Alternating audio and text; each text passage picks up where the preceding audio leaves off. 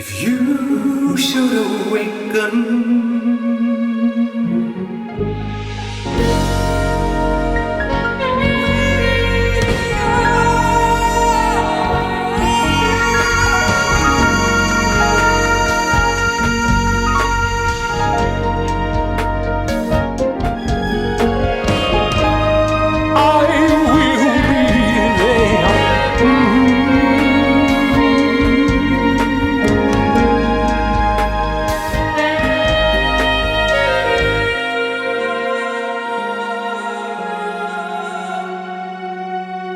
I will be there when you wake from your lovely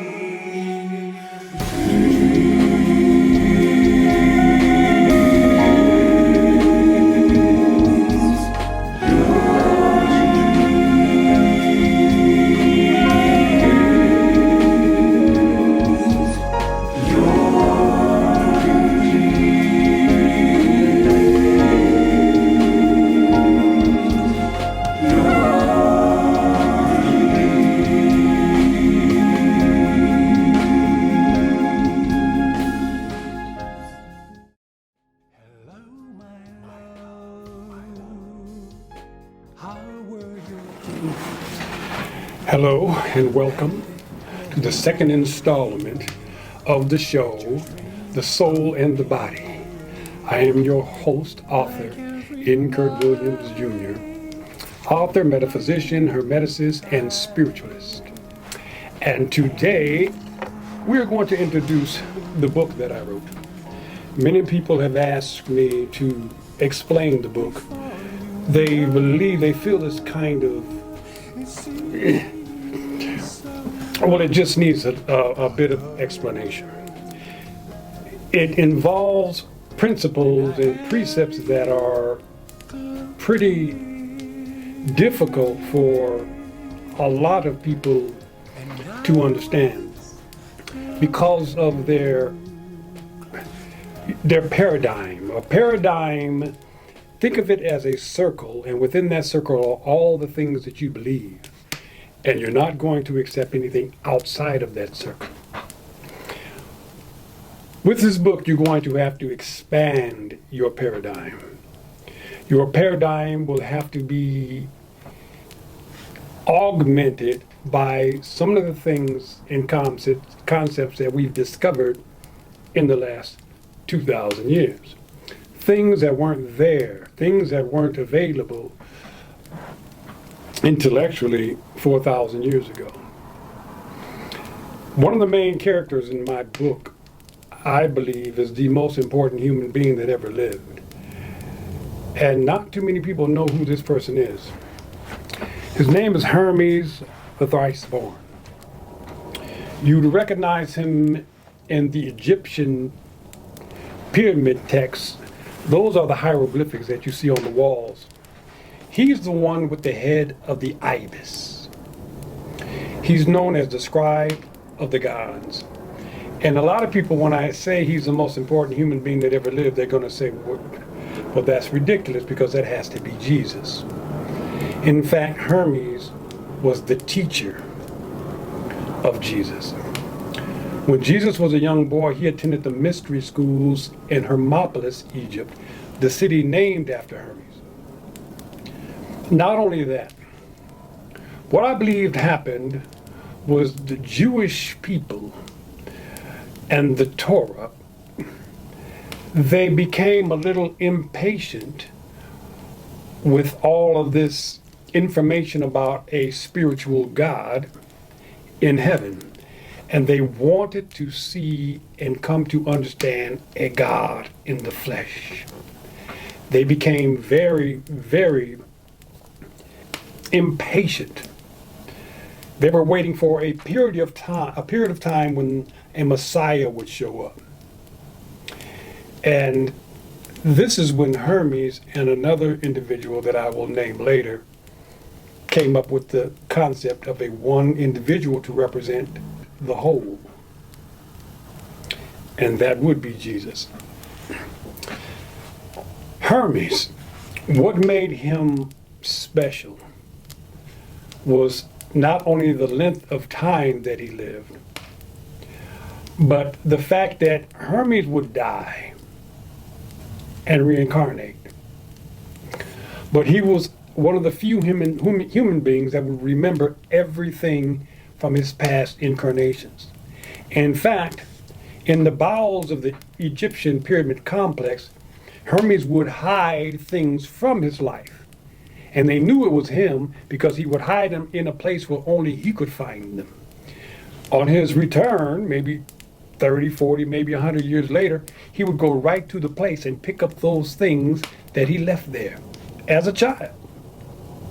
That's why he gained the name as the thrice born. They knew it was him because he knew everything that he left before.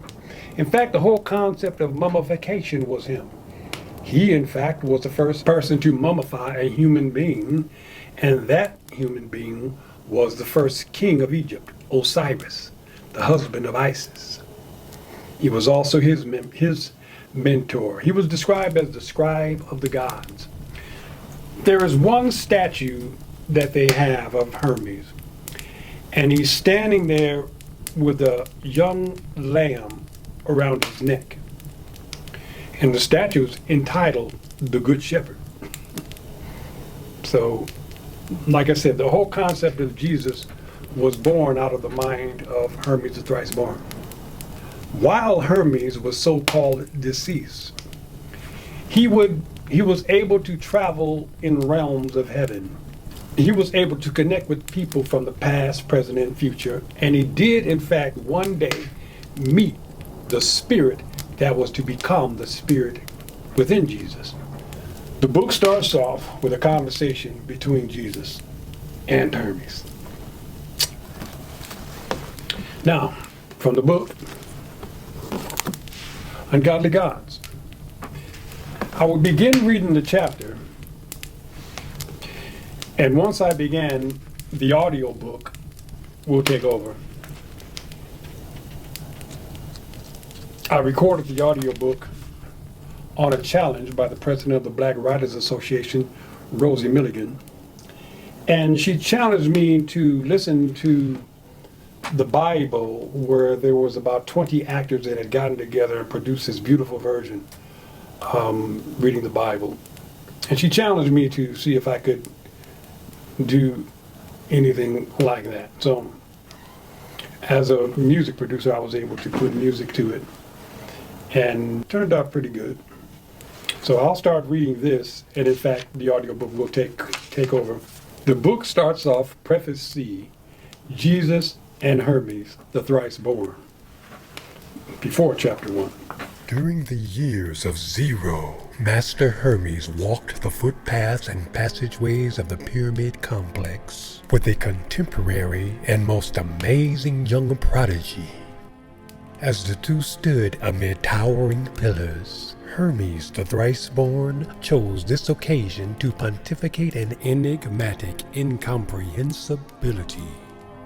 With no esoteric or empirical evidence to proclaim his extraordinary divulgence, the two stood as glyphic-shaped ornaments of non-verbal bygone systems revealed their divine truth.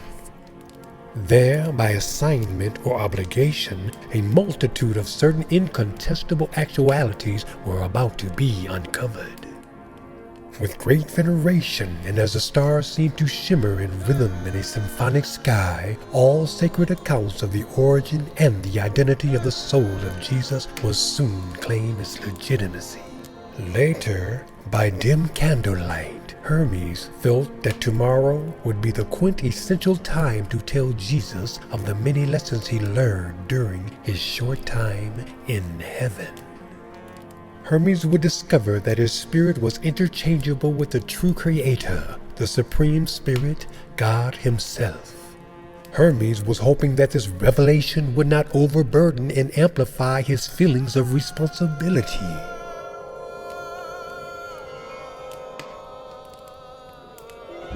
After all, it would be enough to know that he was the son of it, and now he must come to realize that his soul is fashioned from the entire unified omnipotence of it, in the spiritual, yet ethereal image of it all.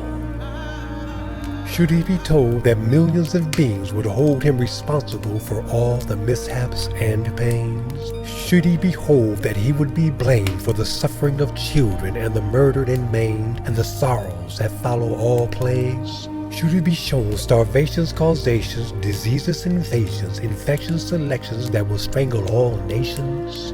Should he be aware that he will be blamed for floods and fires and flames? Could he witness the heartache and tears of millions of years of mankind's inhumanity and fears? Would he try to explain the heartaches and shame and not take complete and full blame?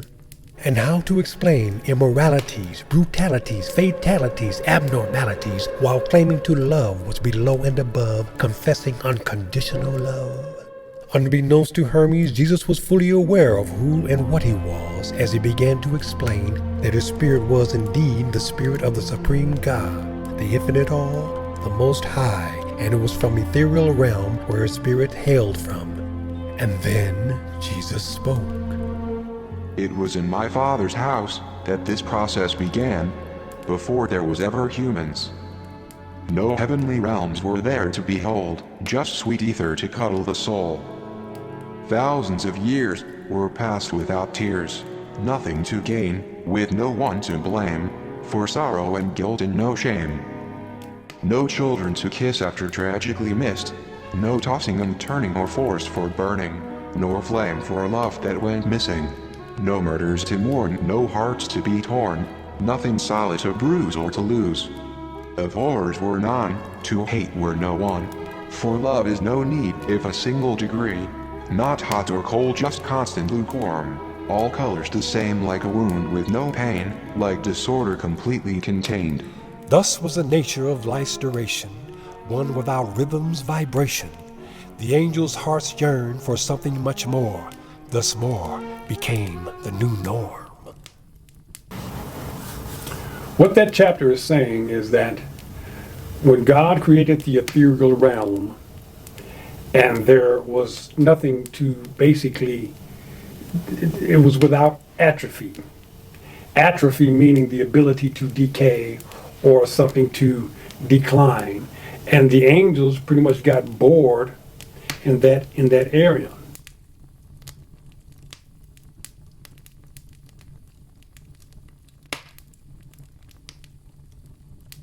So God needed an entirely different kind of civilization, or an entirely different kind of creation, as it will. We have a special guest today. My daughter Peaches is here, and because I am using the tape recorder to speak for me, I'm not going to read this chapter. The computer's going to read it. I put a little beat on the music. Now I have this daughter. She's one of the old Soul Train dancers, and she can't help but dance every time she hears the beat. So watch. She's going to come in here, and I'm going to turn on the chapter 0, and we're going to sit up and watch her. I bet you within the next 30 seconds, she's going to start dancing. Watch. Hey, Peaches, are you here yet? Yes. Oh, hey. Hey. Here's my baby girl. What's happening? Oh, hi. Come on in. Come on in. Okay. Come in. Welcome to my studio, All right. the Soul and the Body Studio. Hi. Okay. This is my baby girl Peaches. Hello, Can't hello. see you, but That's okay. That's okay. They you can see see her me there? now. Okay, have a seat. They can see me now. They can see you now. Have a seat. Okay. So, Yeah. this is my audience, Okay. and Hello. I'm reading my audiobook. Okay. However, the computer is going to read this chapter. Okay. Not me. And so I put some music to it, and I just wanted to get your opinion of how you liked it, and Okay. so just check it out and see if you like it. And so here it goes, chapter 0. This chapter is the how and the why. It explains exactly what God is and exactly what God is not. You won't find this in the Bible. The research that I had to do for this, I had to go much deeper. It had to involve science, technologies, and all the things that we know about God now that they didn't know 4,000 years ago. So here we go to chapter, the how and the why. The how and the why.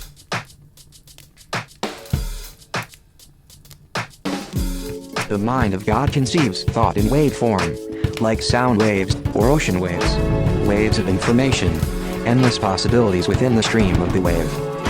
Non-processed, not organized, pure untethered data, ideas flowing on top of ideas, with solutions and without. Billions of probabilities are within each fragment of the waves. These fragments are then broken down into their finite particles, which is determined by the paths that are taken by the minds that control the avatars that house the spirit. Everything that could be known is known. To God, solutions came before problems. The term incomprehensible was inconceivable. The unimaginable was understandable. The impossible was just another play on words. Non-challenging were the extraordinary chains of information. All thoughts, all solutions, simplistic. So organized was the mind of God, that all sectors of intersecting matrices were seen with their mathematical formulas.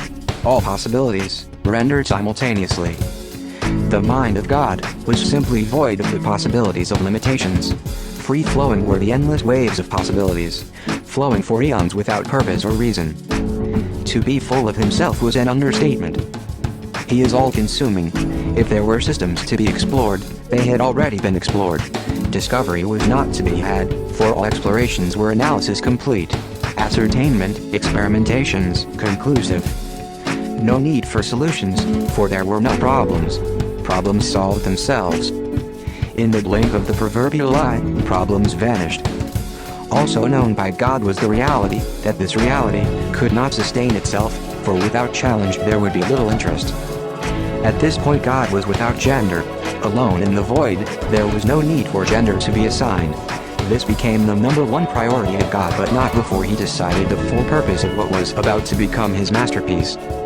It was simply a matter of time before mainstream science and technologies began to unravel the true nature of the universe and its exact location. Clues have been left behind. Clues everywhere from ancient civilizations to modern quantum physics. We now know how the universe was constructed and how and by whom it is maintained.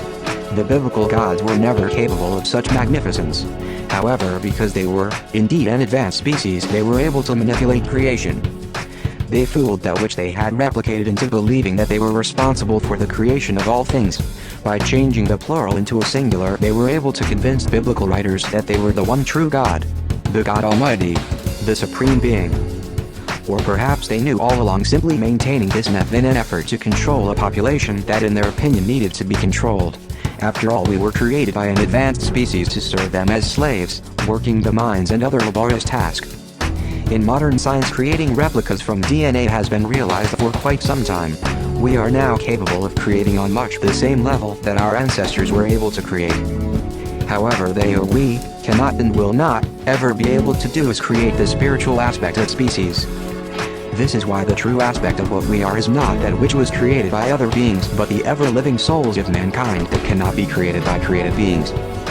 Again, God, with his infinite wisdom, knew what the demigods were capable of, but he would only allow them to do so much before humanity breaks down like it has been broken down in the past, only to begin again in the place where it has always been. This place is located within the mind of God. The beings that replicated our physicality were in fact of a religion called the Faithist. These Faithists were an advanced culture having full understanding of the relationship between mankind and the Creator. They also understood that the location of the universe was in the mind of God, with matter separated by computer codes on a lattice-structured matrix, using light particles to create both solid and transparent structures out of holograms, capable of manipulating molecules into structures. In the mind of God are solid-state holograms that consist of billions upon billions of stars, planets, galaxies, and universes, and everything in between, including souls. So God began to process waves of information pertaining to the emergence of separate, yet challenging waves of existence. Other beings with minds of wonder. Other wonders in the minds of beings. Curiosities, and complexities. Perhaps the first mistake of God was his desire to create minds that would challenge him. Not at once, but perhaps at some point or another. In time, the probabilities and potentiality of ideas would become extremely difficult to resist. the passion, the emotion. The wealth of sensations, both good and bad, were highly stimulating. Such pleasures overcame the soul of God. The one word that immediately burst into his mind was the word love. Love of the thought of love. Love of the potentiality. Love of the process. Love of creation. Love for the good and the bad. Love for the ups and downs. Love for the big and small. Love for the shallow and for it all. A love for hopes and dreams, especially for heartaches and broken things. Love for rich and poor. A love to endure. God also knew that the emotion of love could not be appreciated without the possibility of losing that love. It is a universal law that love and pain are the same. One emotion separated by degrees. Without the degrees, the love will become unappreciated or taken for granted. Thus began the unconditional love affair between God and his creations. He created species that soared through space and called them angels. He placed upon them flying things called wings. Other things he would endeavor to create with souls that would last for eternity to fill all space. He would create spirits with minds to break down the waves of probabilities, to organize and exist with free will as a main principle. He would educate angels, instructing and teaching them how to assist his beloved creations, and the promise that they will be there at a beck and call, if the use is chosen. The angels will teach mankind the universal principles that work as follows. Universal law of mentalism. Universal law of cause and effect. Universal law of polarity. Universal law of gender. Universal law of rhythm and vibration. And the universal law of correspondence. These principles are tuned to a frequency that can only be understood by certain beings, angels not included. They are not for angels, they are for the beloved ones only.